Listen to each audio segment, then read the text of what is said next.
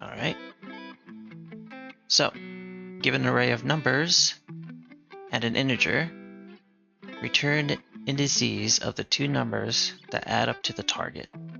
You may assume that each input will have exactly one solution, but you may not use the same element twice. You can return the answer in any order. Okay. So there's no criteria telling you that they're necessarily in order. So yes, this one is not in order. These ones are actually duplicate. And you can return the answer in any order. Assume each input exactly one solution. Okay, there's always a solution. You may not use the same element twice. So we will have to skip an element.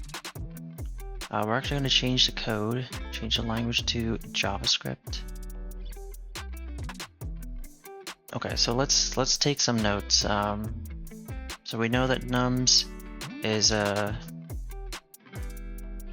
array of numbers which has two elements that add up to target. That is my understanding at the moment. So it wants us to return the numbers or the index. That's the return indices. So this will return returns the array of index 1 and index 2. And there's some constraints here based on the size of things. So we have just about everything we need in order to get started. Usually when I do these problems, I try to take it one step at a time. The first step being getting a really quick solution, and then try to get a more efficient solution. So when I say quick solution, initially I mean get an answer as quickly as possible, just to make sure you understand the problem.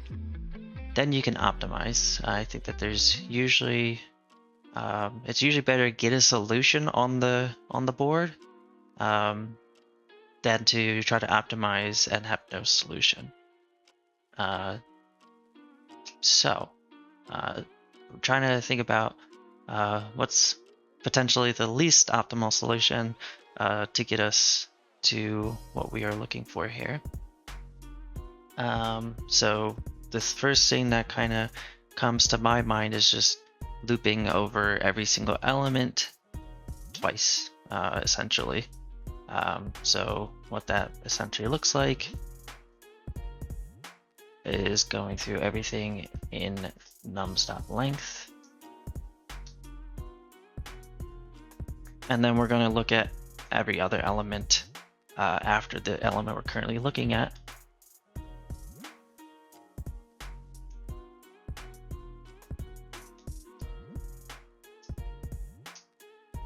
And basically we're going to say if nums sub I plus nums sub j equals target, then we'll return ij,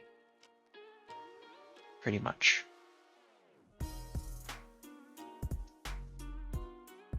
So this is just to make sure, do we actually even understand the question? Yes, this might not be the most optimal solution. This might not operate at the speed that we want. We can actually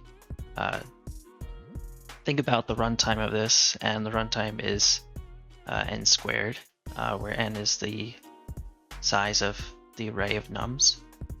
But basically we're going through the entire array and then potentially finding a match or a pair that sums up to the target value here. So we could run it and we might get one bad test case for the efficiency. Let's just see. And we failed for a test case at 0, 0. And that's because we did not offset here. So we did make a mistake. We should do an offset of I plus 1. Again, the criteria says we shouldn't use the same number twice. This is actually what happens here. So we did miss an edge case. This should have been I plus 1 so that we don't like look at the same thing again. This is actually doing twice as much work as we needed it to do.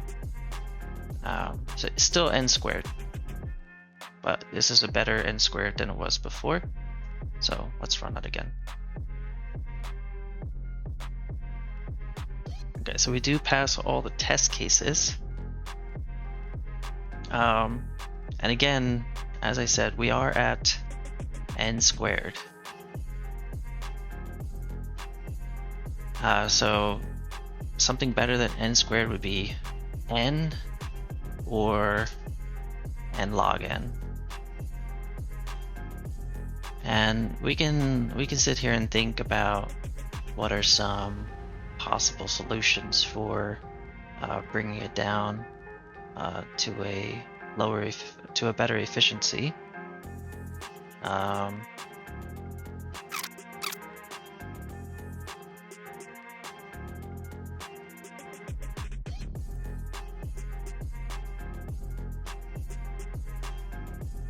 Okay, so as a follow-up, they're asking, can we think of a algorithm that's n squared, that's less than n squared, that's better than n squared?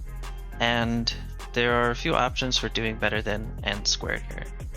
There's n log n and there's n. Now we do have a constraint that makes this simpler. We're only trying to find two numbers here, and so what we can actually do is we're basically just trying to find a pair that adds up to the value that we're looking for. So basically what we need to do is at a high level we need to go through each element and basically see if we know that another number has the potential to like add up to make our target number, and we basically just need to check, did we see that pair yet? Did we see that number? So we'll keep this slower algorithm here for now, but basically what we want to do is create some kind of a map of the elements of the pairs that we've seen so far. So we could say pairs, and we'll say as we go through I,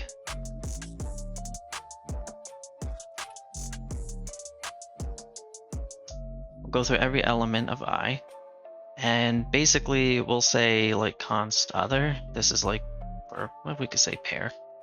The pair that goes with the number we're currently looking at, num sub I, is, we have to minus it from target. So this is like the number that we want, and we gotta see if pairs sub pair, then we'll return, but we need to know the index. So what we're going to do is store the index for that number. So it's going to be I and pairs sub pair. And basically we're going to say pairs, we can't use the same number twice, so I will put this second because we don't want to accidentally like have 3 and 3 like this one. 3 and 3 makes 6. If we had the pairs being set first, then we would hit this 3 twice and we'll say 0 0. So we need to set the pairs second, and we can say pairs sub num sub I equals I. So we're basically storing the index of which this number occurred, and later on we're going to see, essentially we're going to see, did we see this number? If so, then we're going to take the index from here. So we can actually right now comment out this slower code, and we could try running it and see if we get any kind of errors. And we do. And that's because we got an undefined output, which means we're going through all of this and not finding an actual match. So let's think about this a little bit more deeply.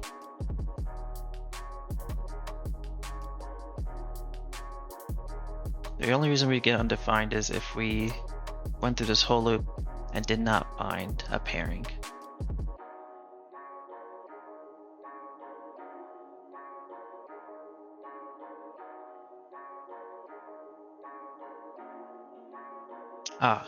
Okay, so we should change this because if the index was 0, then 0 will be a falsy value and we would never enter this. So we should see if the pair is in pairs. That way we don't get like a 0 Boolean check. Instead, we're just seeing if it actually exists or not, rather than if the value that is there is good or not. So that should hopefully give us a better result. Nice. And so it's a lot clearer that this is big O(n), but the downside is that the memory has increased. So there's big O(n), big O(n) of memory, and big O(n), big O(n) of time. Whereas before, for this one, it was big O(n), big O(1), big O. It's whatever like the inputs are. So the memory was constant. The memory doesn't scale with the number of elements in terms of the algorithm that we run. Obviously, these do take up memory, but it doesn't. The amount of memory these take up don't affect our algorithm. The amount of memory, the amount of elements there are, does affect the time. So when you're thinking big O, you should be thinking about how your algorithm is affected by the inputs. So if you're running in a system where memory, this is actually n squared. If you're running in a system where memory is important, you can consider running it here. If you're running in a system where time is more important, you can consider running it here. It kind of depends on how much, how many elements you're working with too. Because if you have a lot of elements, you really don't want to do an n squared algorithm. So those are two solutions that you could potentially do here. So let's move on to the next one. The next easy is Palindrome Number.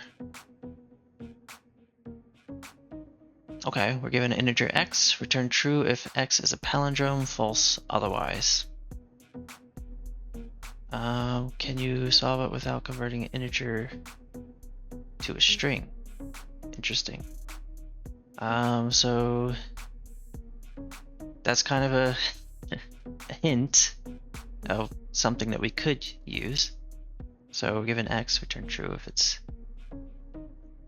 Okay, so we're obviously going to do the simple solution, which is to so we're going to say const string equals x dot to string. Basically, we need to like make this base case, this base assumption that it's just not a string, or that it's not a palindrome. Just assume it's not or actually, we assume that it is a palindrome. And this base case is really only going to be correct for a string of size 0 or 1. So the easy thing to do would just be for let I equal 0, I is less than x dot length divided by 2, I plus plus, and then we got to find exceptions. We got to find cases in which it's not a palindrome. So we do x sub I, is not equal to x sub x dot length minus I minus 1. Return false. Okay, so there is some complexity of converting a string to a number or a number to a string. So there is something to consider here. And then there's this complexity. So basically this would be theoretically n. This would be theoretically n as well. And so it would be n plus n, which is just 2n. So it's basically an algorithm of n complexity. Well, we'll say big O n for time complexity. And we'll say big O n for memory. And let's just run it just to make sure that we didn't accidentally miss something. And they have a negative 121, which I don't know, the output is true, but expected false. I'm curious.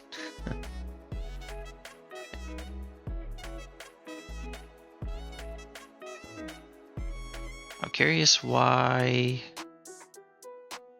the negative 1 wouldn't have been appended to the string. This makes me feel like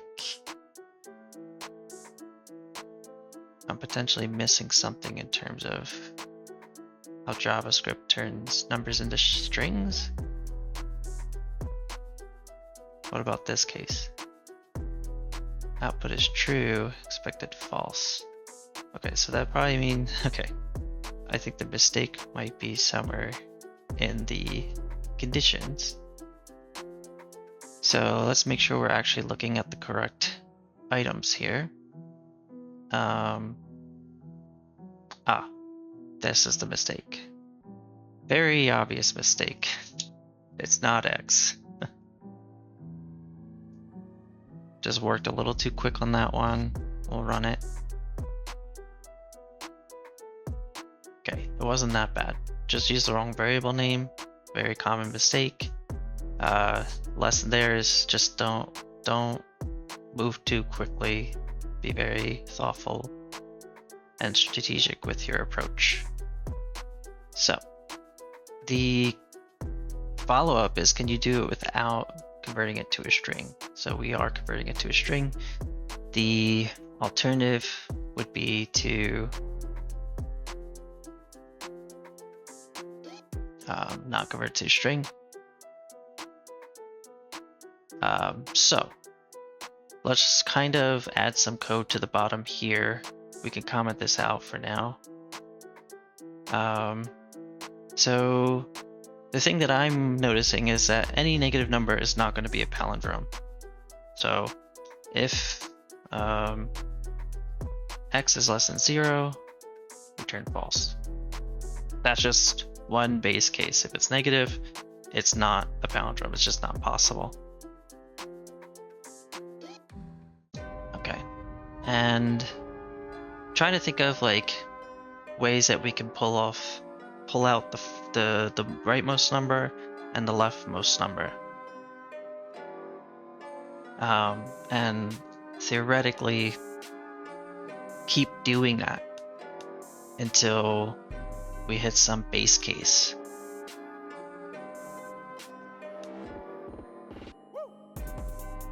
My instinct tells me we can get the rightmost number from x mod 10. That'll give us the rightmost number. But then the question becomes, how do I get the leftmost number?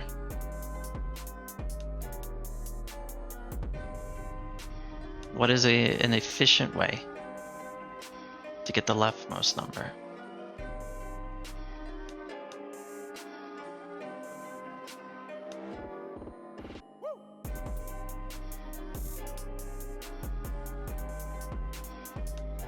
And I wonder if I even need the leftmost number. So let's think about this for a second.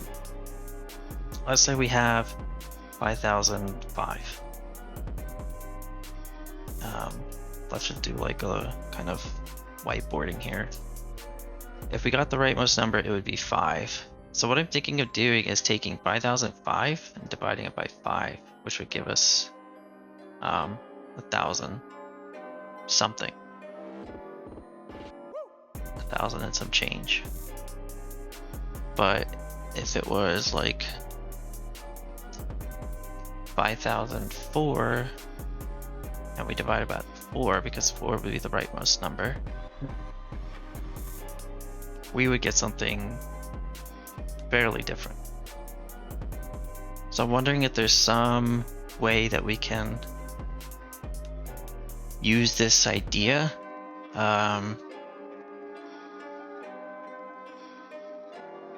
Maybe to where we can like mod it or divide it and subtract and get some number.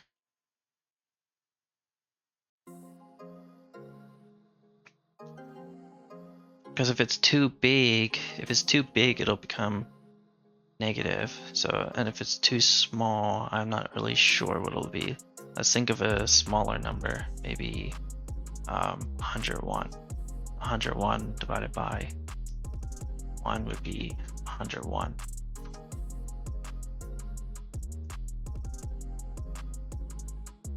But 101 divided 102 divided by 2 would be 56.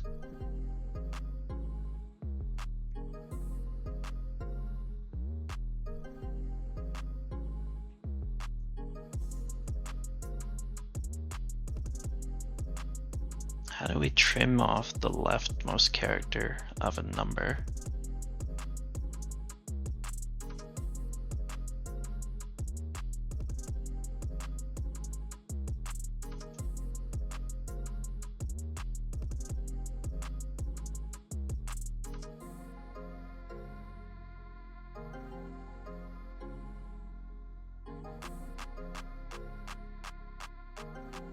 Okay, I have another interesting idea. Instead of the thing that I had in mind, it's very similar actually. We're gonna have some kind of const that is the number in progress, or I guess we could even say palindrome equals 0, and we'll say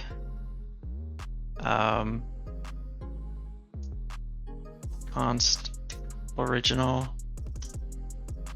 equals x, and we'll say while x is greater than 0, we're going to do something. And what we're going to do is, we're not going to say that palindrome is const, we're going to say it's a let. My idea is basically we're going to be taking the tens place number and basically putting it to the left side of this new string palindrome. And we're going to use x to kind of keep track of where we are. So we're going to say like palindrome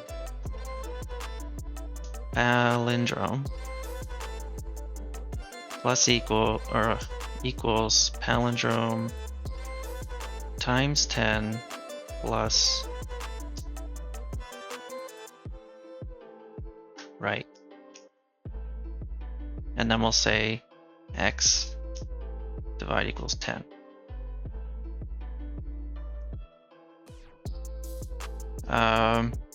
Actually we should do x equals math.floor x divided by 10 because we don't want decimals after this division is done.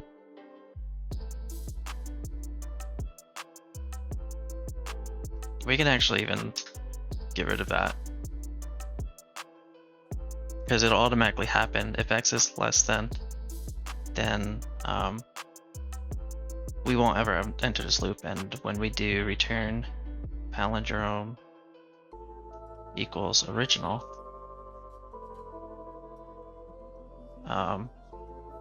palindrome would be 0, the original would be some negative number, and they would not match. So again, the idea here is we're taking the tens place and like putting it to the leftmost number of this palindrome variable, and we're basically trying to build the number backwards, and to see if we get the same number once we're done as the original number. That's the idea. Let's see if in practice it works out. Okay, so the first case is failing. We got true instead of false. So let's pretend for a moment that the original was 121 and this is 0. So x is, we'll just put this here, original is 121. This is 0 for now. We'll run through it. X is 0. X is greater than 0, so we look at x. Yes, I mean x is greater than 0. X is up here. We'll just put 121 here as well. So the right will be x mod 10, which is 1. And the x is x divided by 10 lowered. So it'll be 121 divided by 10, which is 12.1, floored, which is just 12. So now x is 12. Palindrome is palindrome. Palindrome right now is 0 times 10 is 0.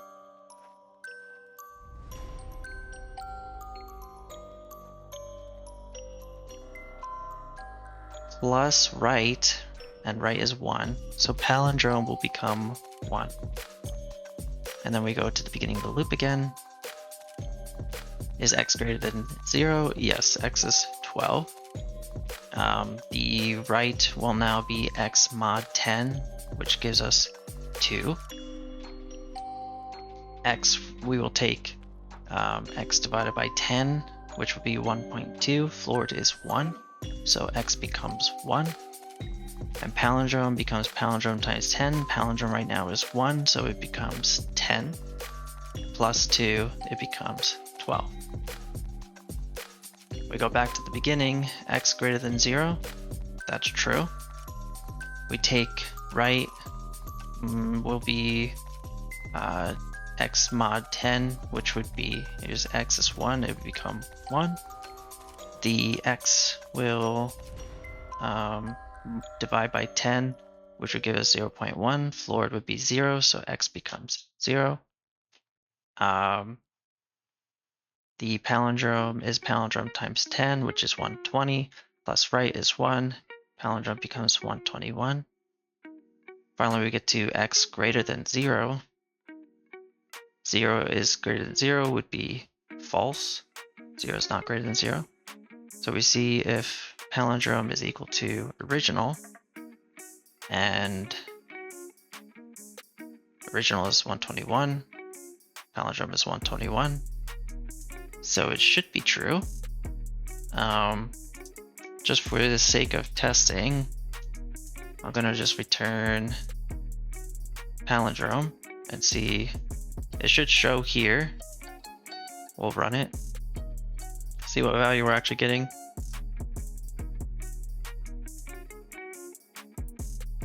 Am I returning somewhere else?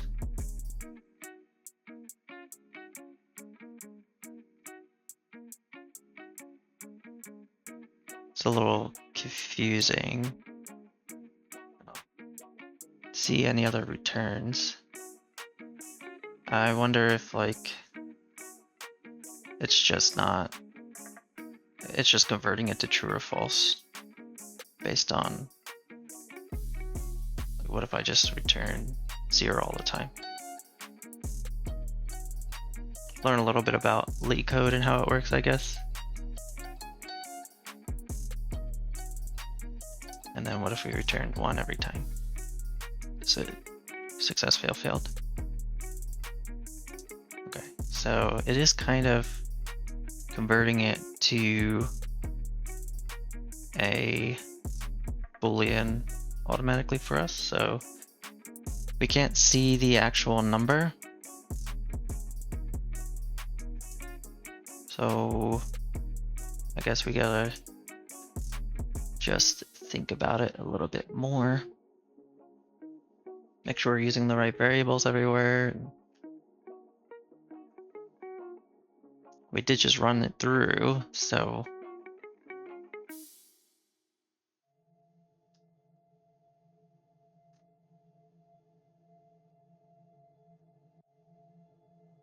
are we able to?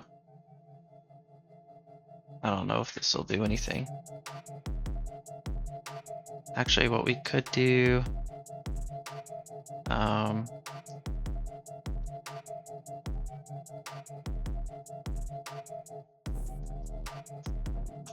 do this, Palindrome original. We'll take all that code, put it here is Palindrome.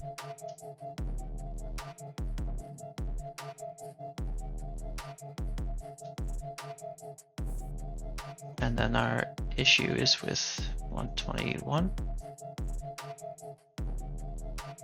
Palindrome is not defined. Did I do a misspelling?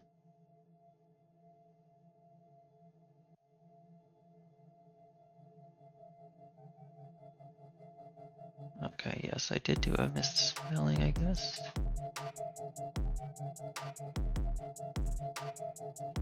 Put this here. Okay, we'll take a look at this. Palindrome is 0, of course. I did not put plus equals.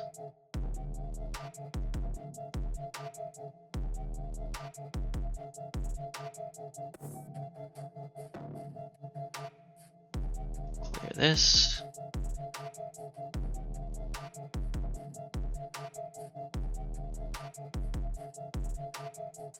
Is this? It is also misspelled. Awesome. This is probably why I should use TypeScript.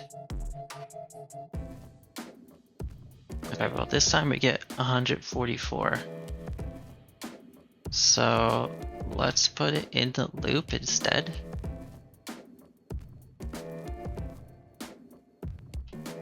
Yeah, let's put it in the loop instead to see how we arrive there. So x becomes 12, palindrome becomes 1, original's 121, that looks fine. But palindrome becomes 13 is a bit odd. So I'm going to print right as well. Copy it.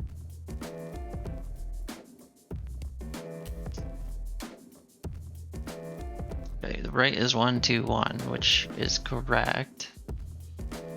Palindrome. Let's just copy paste all of these just to make sure. Palindrome equals. It's not plus equals. Okay, it wasn't plus equals. I just had the wrong variable there the whole time.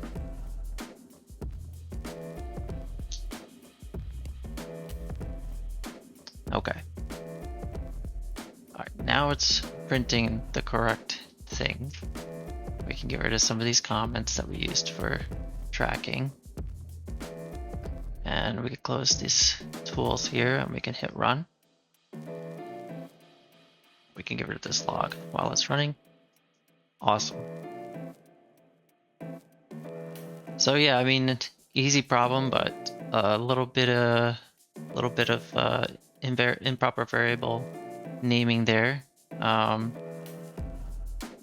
But the idea again is we're basically trying to rebuild the number backwards.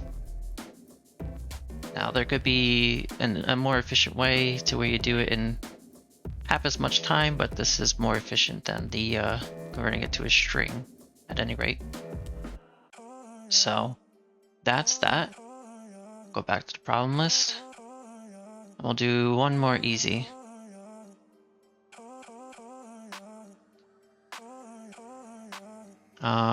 Roman numerals. Ooh, this one's a doozy. Alright, so basically we have a map of Roman numerals here. And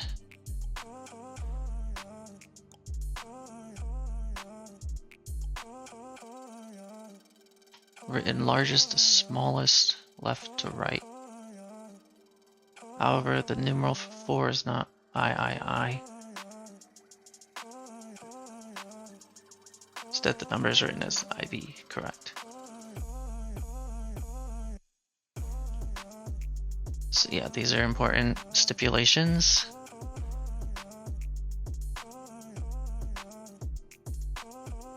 Given a Roman numeral, convert it to a number. Okay, that's not horrible. That's not horrible. So the way I see it, we basically need to know how Roman numerals map to numbers. It's a little, I think it's easier to do this conversion than the other conversion, because we could basically just like create an array of elements where the highest values are first. If we find the first highest value we find, that's the one that we process and convert it to a number. So this is mainly just configuration. It's not a true map. I'm going to do it as an array. I'm going to say Roman, for example, we would do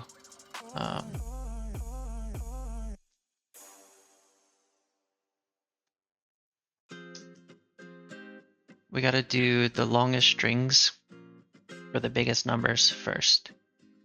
So C can be placed before D and M. So CM. Actually, I think we could just do M.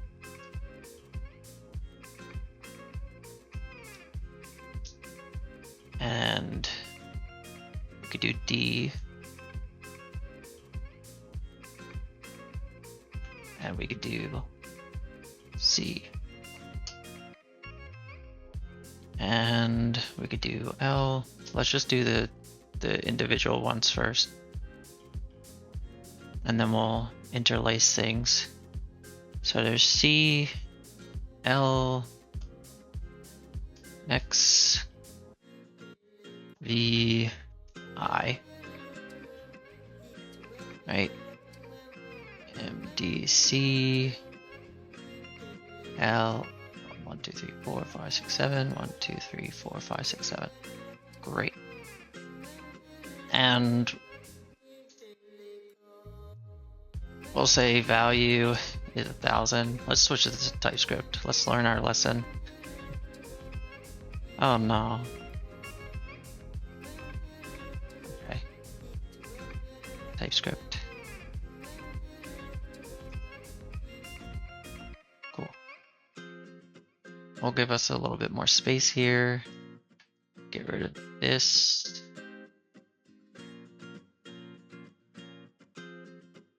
Great. Let's put the value. And let's be 500. Value is 100, not as a string, as a number. Value is 50. Value is 10. Value is 5. And value is 1. Okay, and then we need to figure out the interlacings. Basically, we want, if we see the letter C, we should consider that it could be a CD or a CM. So we should consider two cases beforehand. We should consider CD, which has a value of 500, 400, 400, and a Roman of CM, which has a value of 900. Now the order of these two don't really matter as long as they come before C, because we don't want to like go through this loop, see the C and be like, oh, that's 100, when it's actually a CD or a CM. Similarly for between before X, we need to have two items, which is Roman XC, which is a value of 90, and Roman XL, which is a value of 40. Okay. And I can be before V. So we're going to do the interlacing here. Roman is IX, value is 9. Roman is IV, value is 4. Great. So basically want to say let index equals 0 while index is less than s dot length. Actually, I mean, we could like kind of eat the string as we go through it, so that we can use like the begins with function. Maybe I'll do that. I think algorithmically it's a little bit slower, which is the only reason. That's the only reason I wouldn't consider doing it.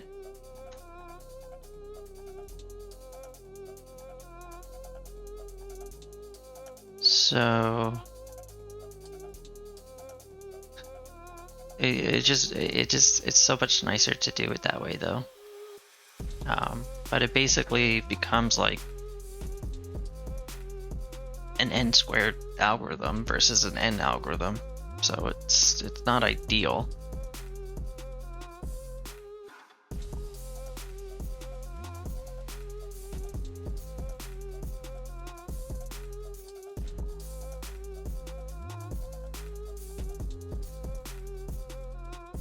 I'm just trying to consider.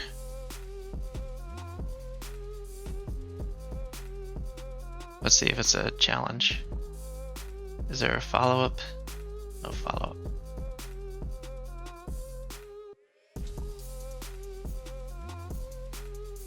Okay. Well, just for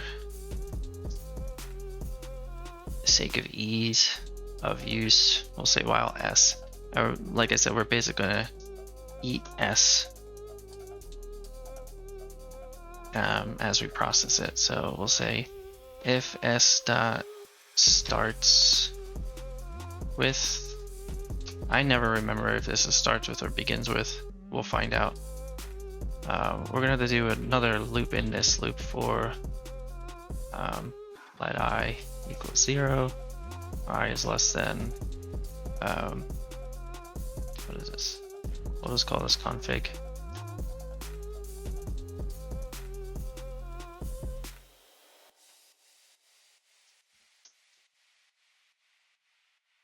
Now,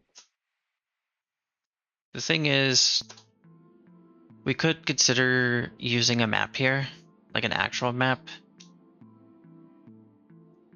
Mapping of the Roman character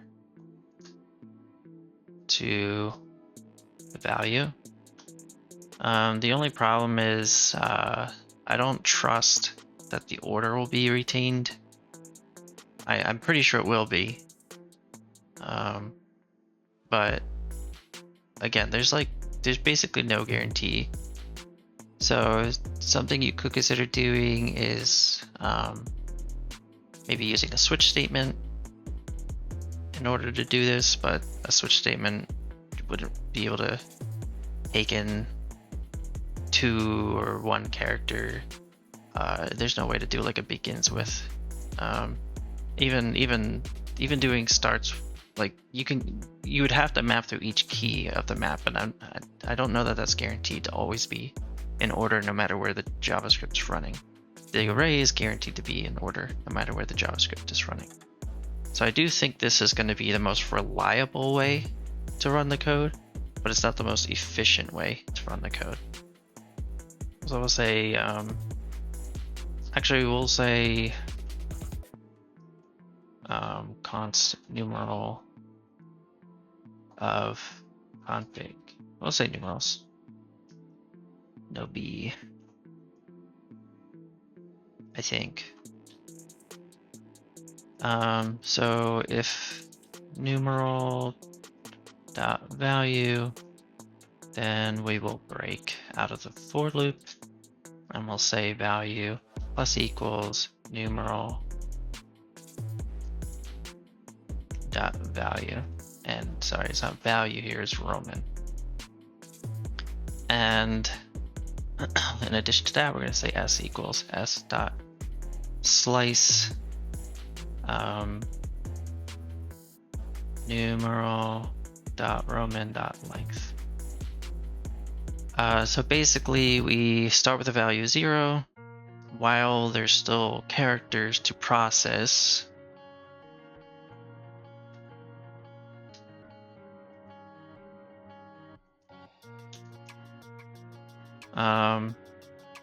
We figure out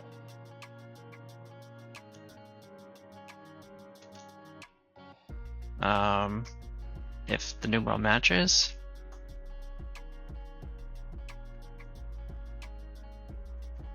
Consider multi-character numerals. So we increase the value and eat the characters until we have no characters left. And at the very end, we return value. Let's say we get an error. Okay, all the cases pass. III gets 3. LV III gets 58. And then MCM XCIV, it's 1994. Again, it is possible to improve the performance, maybe. If you rewrote the code so that it considers 2 characters and then considers 1 character and sees if 2 characters can find something in the map. If not, then find if 1 character finds something in the map. Rather than this starts with and whatnot. But I just don't think that it's not as easy to reason or to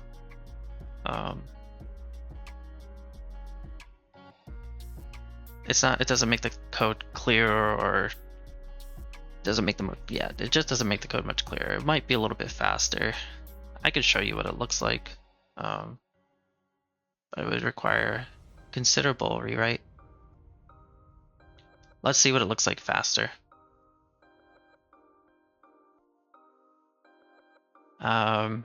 So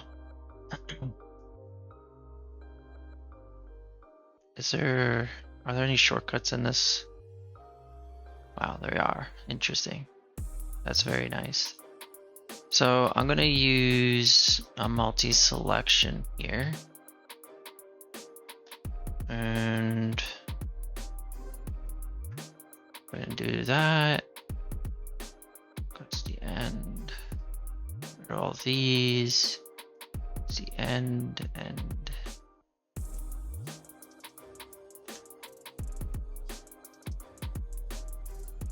Okay. And then we'll go through all the commas. except for that comma.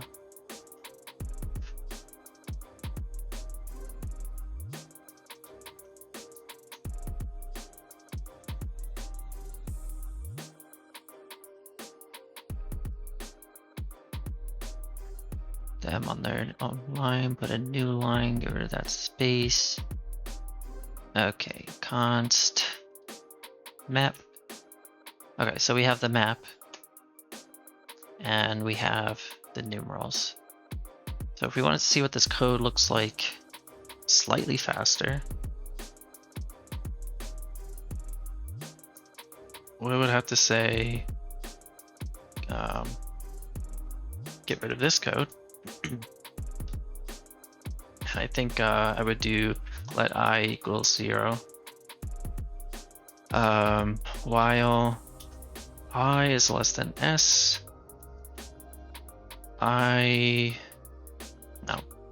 We'll say const sub equals, I'll say const 2 equals,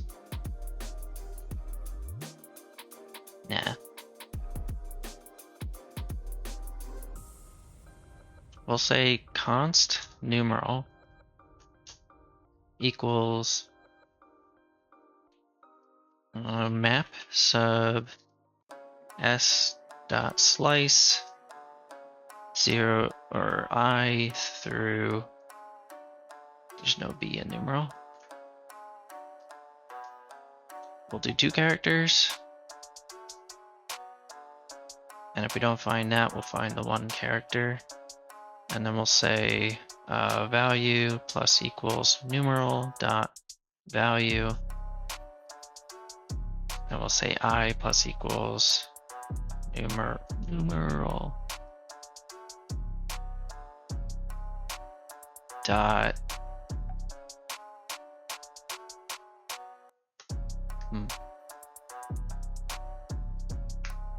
And the problem is we don't know which one of these work.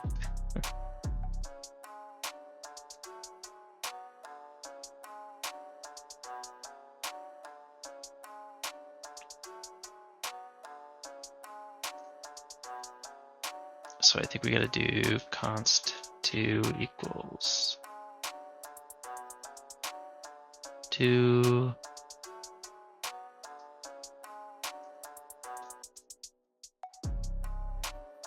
1. So if it's 2 1. So basically we get we can do this conditionally. So we get the mapping for the 2 character 1. We either use that as the numeral or we can use the mapping for the 1 character. We increase the value by numeral because that's what's on the key side or the value side of the map. I plus equals, if it's 2, then we increase I by 2. If it's not, then we increase I by 1. So we could try to run this.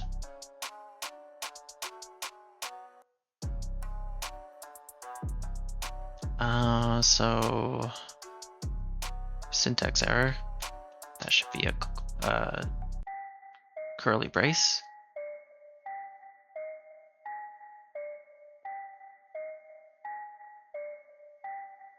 It should be dot length. Yep.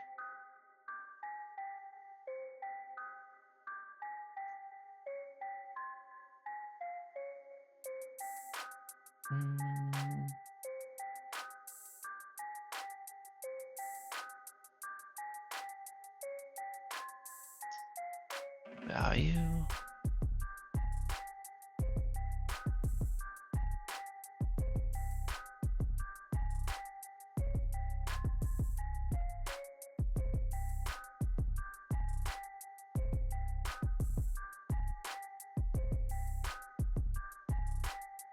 Okay, so it seems like we're not getting a value for something.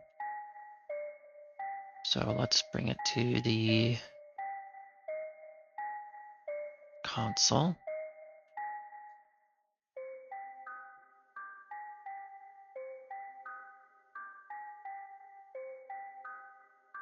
Because it's TypeScript.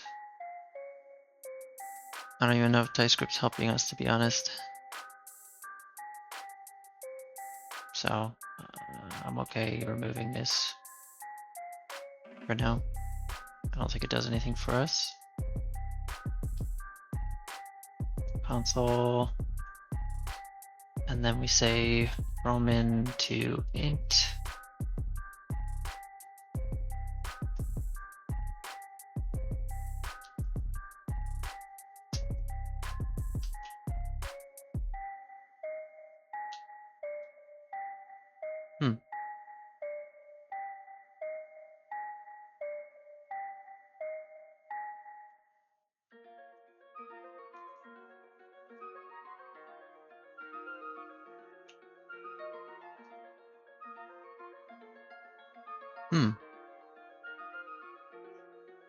So the first X adds 10. The second X does nothing, which is interesting.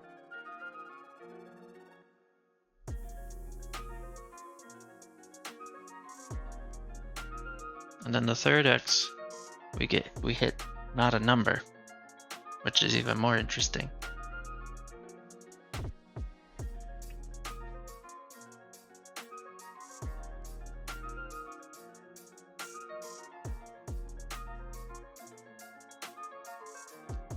So to hopefully understand the issue more, let's do to numeral value I.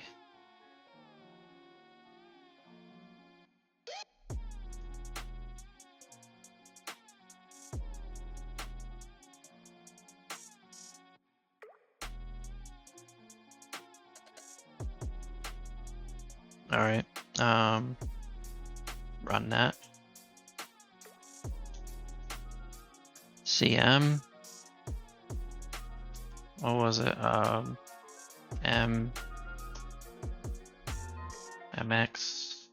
MXX. So 2 is undefined. I is 1. Numeral is 1,000.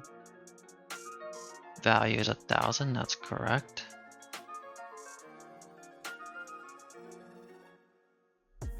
I is 3 for some reason. 2 has a value. Why does 2 have a value?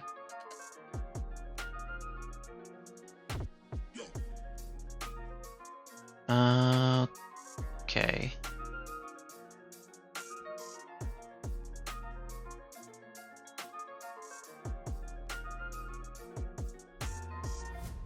Okay, it just keeps getting more complicated. This is an edge case.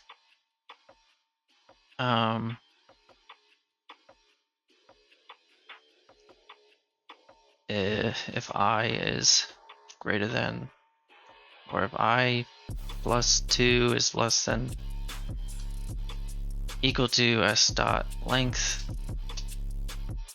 otherwise it's null. So basically this one is only getting a single X, which makes it thinks that it's 2 characters, but it's not. So we need to say only do this if there's 2 characters to collect at the end. If there's 2 characters to eat at the end. So let's take this code, put it in here, run it. We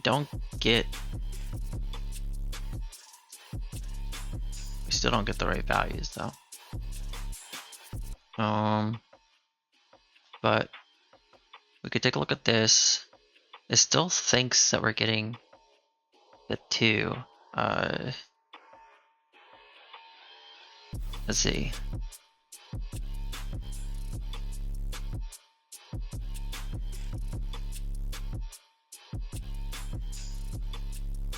This is kind of like the downside of length or slice, it can get just one character without erroring.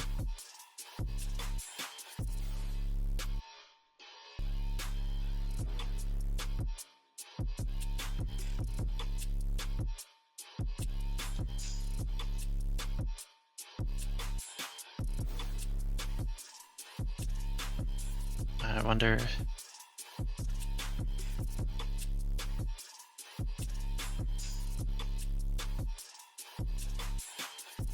The last one is trying to hit 4 because it thinks this was 2. This one, though, I don't quite get. I don't understand how. The 2 is undefined here, that's fine, but the 2 is 10 here, which is nonsensical to me. Because there is no XX. The only way that 2 would work is if it was XX. Okay, so like, what I'm gonna have to do is say const to string equals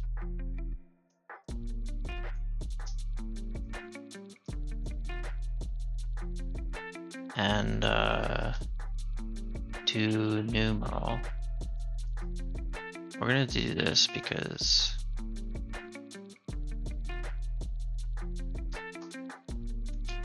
it's not very clear what's happening here.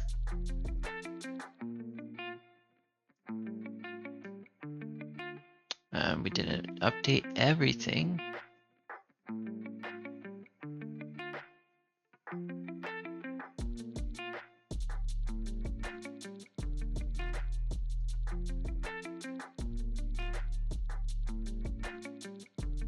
Okay.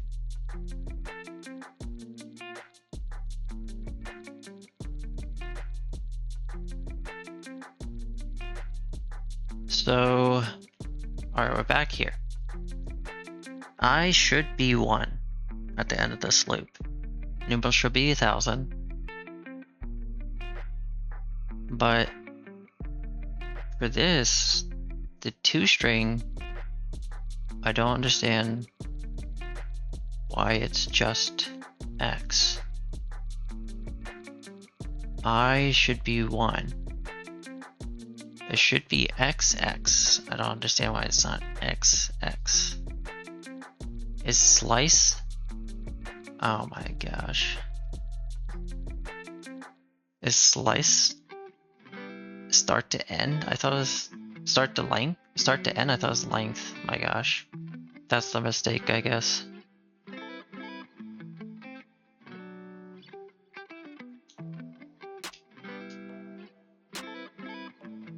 Okay. It looks better now, except that we're getting NaN. Because the numeral is now undefined. This should be I plus 1 as well. Apply the lessons. Okay.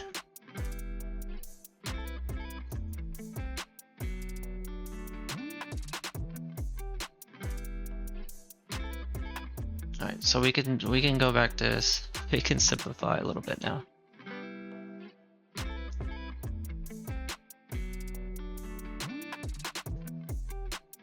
Alright, and then run it. Excellent. So, yep. This is the theoretically faster variation because there's just one less loop instead of a for loop here. We're able to get it through a map. We just hit the map twice rather than looping through everything. But again, this is like on the hopes that it's in order. Okay, so that was 3 easies. Kind of felt like a struggle.